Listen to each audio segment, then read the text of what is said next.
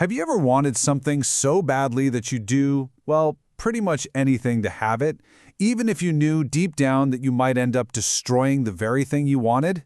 Yeah, that's what we're getting into today. We're going to explore a story that really gets to the heart of that impulse. It's a story all about a flower, a warning, and the painful price of choosing a moment of desire over lasting wisdom. So, this is the warning a grandfather gives to his grandson, Sheng Meng, in the film Eternity. And it's so simple, right? But it's also incredibly profound. The message is just crystal clear. If you truly appreciate something, you let it be. You let it thrive. You don't possess it until it just withers away. This one quote, it's really the key to this entire explainer. I mean, it's a great question, isn't it? If we know that grabbing at things destroys them, that trying to possess everything can just lead to ruin, why is that temptation so unbelievably hard to resist? This is the struggle at the heart of the story, sure, but it's also a struggle for so many of us in our own lives. And here it is, the moment of truth. Years later, as an adult, Sheng Meng sees another beautiful flower, and for a split second, he actually remembers what his grandfather told him. But the desire to impress a girl he likes, Yu Pati, is just too strong. He snaps the stem. He makes the choice. A fleeting impression over a beauty that could have lasted. And that one single act just blows the lid off this really dangerous pattern. The danger of getting way too close to what we want without any wisdom to guide us. It shows us that some things, maybe most things, are actually best loved from a safe distance. Now, this is where we get into a really specific kind of suffering, the kind that comes from unmet desire. The source calls it a bottomless pit. You think getting this one thing will finally make you happy, but as soon as you get it, the hunger just gets bigger. When Sheng Meng tries to please Yu Pati, he doesn't get that he's trying to fill a void that can never, ever be filled. And that just leads to this spiral of frustration, blame, and pain for both of them. Okay, check this out, because the source uses this brilliant analogy to explain the danger. Think about your relationships like you're driving on a highway. If you're tailgating, I mean you're right up on the bumper of the car in front, what happens when they suddenly slam on the brakes? You crash. There's just no room, no time to react. In life, that safe distance is wisdom. Without it, when problems pop up, and they always do, we just smash right into each other, causing and receiving a ton of pain. So the story really sets up this stark contrast, these two totally different ways of moving through the world. One is guided by wisdom, and the other, well, it's just pure recklessness. On one side, you've got Sheng Meng. He's all raw emotion. When he gets bent out of shape about the flower, he completely checks out of this important social event he's at. He's just lost in his own head, completely clueless about the bigger picture. But then, on the other side, you have the governor's wife. She is the total opposite. She's proactively kind, she's reading the room, and she is constantly, actively building positive connections with literally everyone there. And this difference, it's not just in actions, it's in how they speak. Yu Pati, she uses her words like weapons. She asks these tricky, leading questions to trap Sheng Meng, basically collecting his words as evidence to use against him later. The governor's wife, though, she uses her words to build a better world around her. She praises, she uplifts, she creates harmony, because she understands that words have the power to create good fortune. But here's the thing. What the governor's wife is doing isn't just about being nice. No, it's a deliberate skill.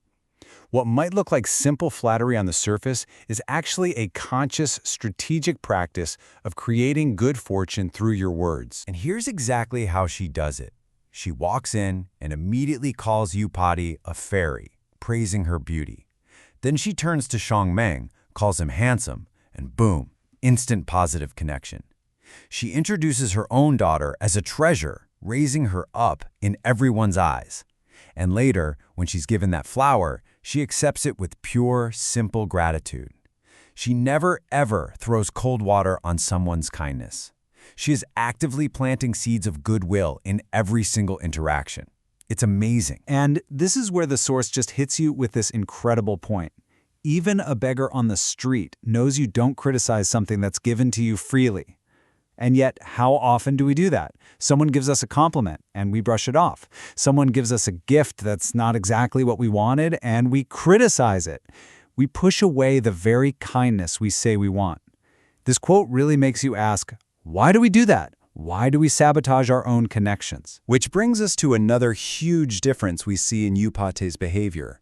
It's about what you do when you make a mistake. Do you try to cover it up, or do you actually try to fix it? So, let's go back to the flower. Shang Meng brings it to Yupati, but right at that moment, the governor's daughter shows up. Super awkward. Everybody saw he picked that flower for Yupati. So to save face, she immediately pivots and says, "Oh, what a lovely flower. Why don't you present it to Miss Panthip?" It's a really slick move, right? She deflects the awkwardness and pretends the flower was for the more important guest the whole time. And that move right there is a perfect example of what the source calls whitewashing. It's using your words like a coat of paint to cover up a problem just to save your own ego. But the problem, the dirt underneath, it's still there. In fact, when you cover it up like that, you just bake it in, and it gets way harder to clean up later.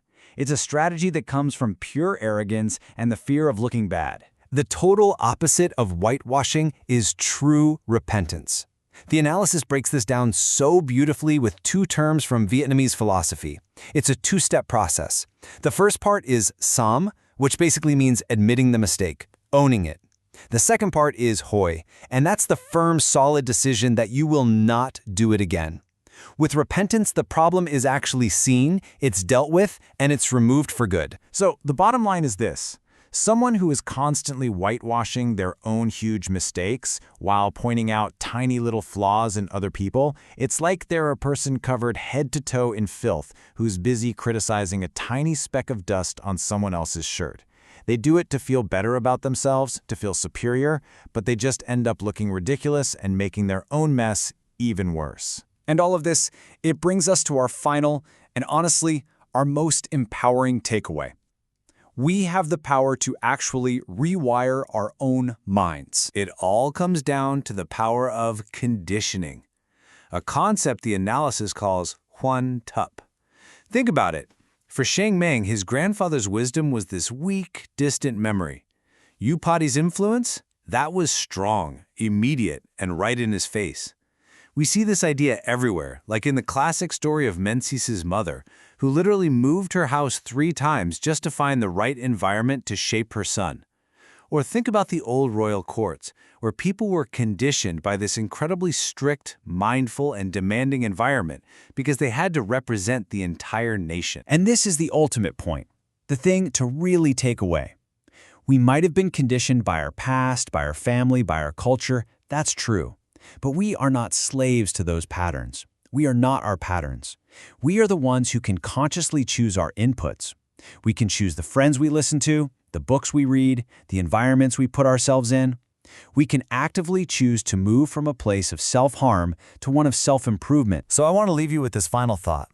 If your mind is an environment, a garden that you are tending to every single day, what are you allowing to grow there? Are you planting flowers and letting them bloom freely? Or are you picking them only to watch them wither in your hand?